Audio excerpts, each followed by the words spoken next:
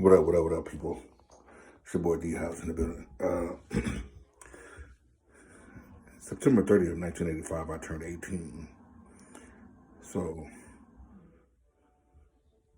that made me eligible to vote and eligible for a lot of different things that I could do at that time. Also made me a grown man in the laws. Meaning if I commit a crime, I can be if I committed a crime, I can be convicted as an adult at 18 in 1985. Or depending, if I was a minor, put on a crime, I can be convicted as an adult. So you can still with that. Being said, in 1985, September 30th, about to turn 18. And like I said, once I was able to fully be able to vote, I was ecstatic about it. And so I registered to vote, was able to sign petitions and did that. And once I started to, over the years, I started to educate myself about different things as far as the voting process and signing petitions. I started to understand fully about those things. I don't understand thoroughly a lot of it, but still I can understand a little. And some of it is still confusing. And as I got to watching elections and debates and stuff and watching the candidates, how they talk to one another and degrade each other, it became perfectly clear, like, why do they do that? Why should I vote for somebody like that? People like that, that's throwing each other through the mud. Then I started to understand fully that these people that's running for president are only saying the things they think we want to hear so they can get our vote. Because I think a good majority of what they're saying is a lie.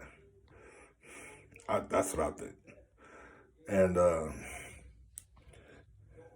it's not to disparage anybody. I'm not trying to disparage anybody, but I think they're doing whatever it takes to get the vote. And this country was built on things that we now disagree with even more.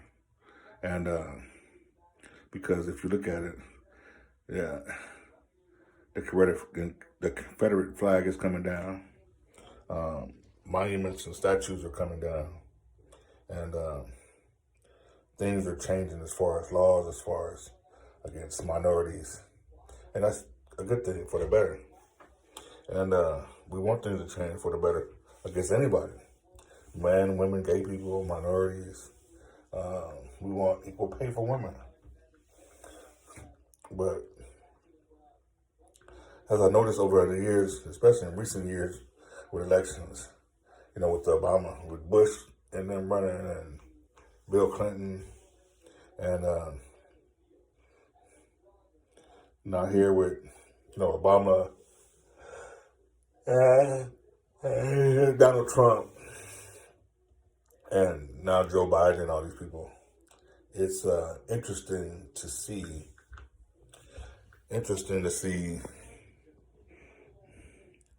how things are not being said. They're saying what they want to do to try to get the other person out of office or keep the other person from being president. And that's all fine and dandy.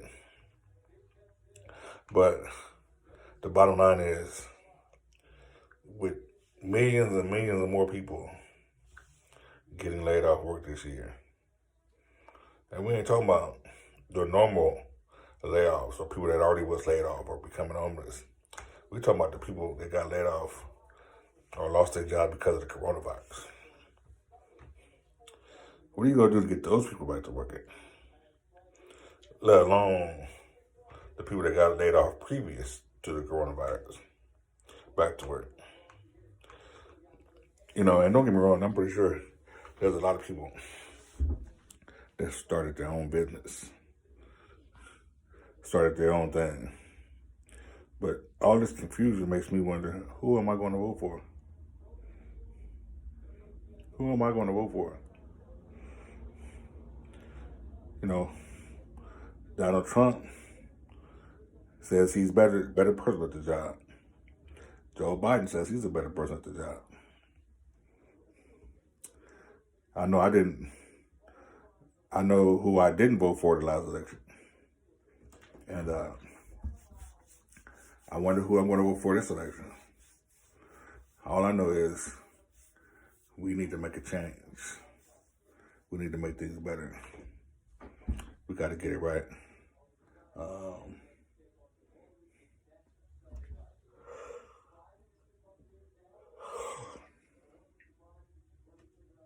It's becoming real crazy. They're now boarding up windows again, putting a fence around the White House. The food for less at my job, they were boarding it up. Getting ready for possibly some things to happen, depending on what happens, the outcome of this election. And it's real interesting to me that they're doing that. Like, they already know something is going to happen.